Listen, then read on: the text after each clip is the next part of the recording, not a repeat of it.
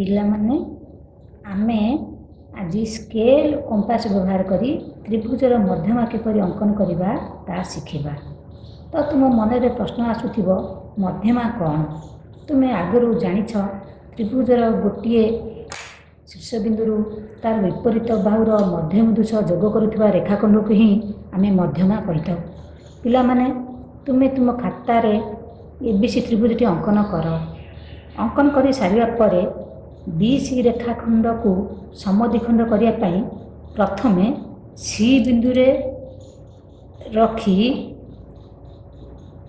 ଏକ ନିର୍ଦ୍ଦିଷ୍ଟ ଅଧାରୁ ଅଧିକ ନେଇ ଏକ ଚାପ ଅଙ୍କନ କରିବା।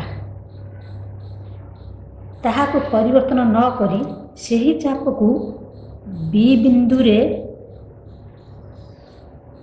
ବିନ୍ଦୁରେ ରଖି ପୁନଶ୍ଚ ଚାପ ଅଙ୍କନ କରିବା।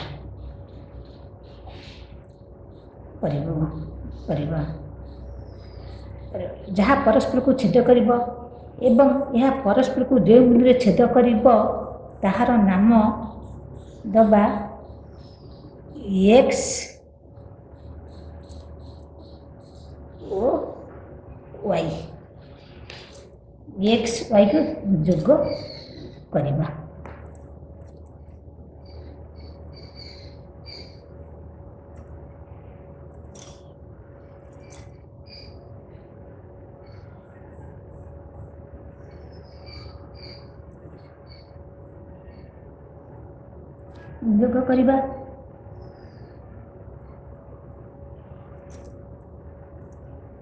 ଯୋଗ କରିବା ଯାହା BC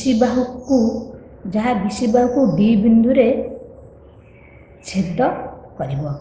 ବର୍ତ୍ତମାନ ଆମେ BC ବାହୁର ସମଦ୍ୱିଖଣ୍ଡକ ଅଙ୍କନ କରିଦେଲେ, ଯାହା D ବିନ୍ଦୁ।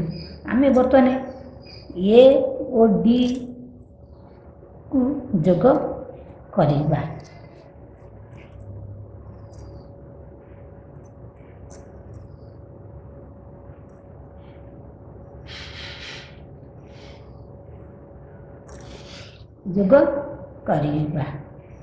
ଯାହା ତ୍ରିଭୁଜ ABCର ଏକ ମଧ୍ୟମା, ଅର୍ଥାତ୍ ତ୍ରିଭୁଜ ABCର AD ଏକ ମଧ୍ୟମା। ପିଲାମାନେ ଠିକ୍ ସେହିପରି ABC ତ୍ରିଭୁଜର ACକୁ ସମଦ୍ୱିଖଣ୍ଡକ କରି ଏକ ମଧ୍ୟମା ଅଙ୍କନ କରିପାରିବା ଓ ABକୁ ସମଦ୍ୱିଖଣ୍ଡକ କରି ଏକ ଅଙ୍କନ କରିପାରିବା। କାରଣ ଗୋଟିଏ ତ୍ରିଭୁଜର ତିନୋଟି ମଧ୍ୟମା ଥାଏ। ତ୍ରିଭୁଜର ମଧ୍ୟତ୍ରୟ ସଦାସର୍ବଦା ଗୋଟିଏ ବିନ୍ଦୁ ଗାମୀ। ଯେଉଁ ବିନ୍ଦୁରେ ମଧ୍ୟତ୍ରୟ ଛେଦ କରନ୍ତି ତାହାକୁ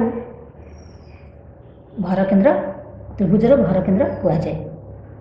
ବର୍ତ୍ତମାନ ପିଲାମାନେ ଦେଖୁଥିବ, ମୁଁ ଏଇଠି ଲେଖିଛି ମଧ୍ୟମା କାହାକୁ କୁହାଯାଏ, ଗୋଟିଏ ତ୍ରିଭୁଜର କେତୋଟି ମଧ୍ୟମା ଥାଏ, ଭରକେନ୍ଦ୍ର କାହାକୁ କୁହାଯାଏ। ତୁମେ ତୁମ ଖାତାରେ ନୋଟ୍ କରି ନେବ ଏବଂ এই ଚିତ୍ରଟିକୁ କରିବ। ବର୍ତ୍ତମାନ ଅଭ୍ୟାସ କାର୍ଯ୍ୟ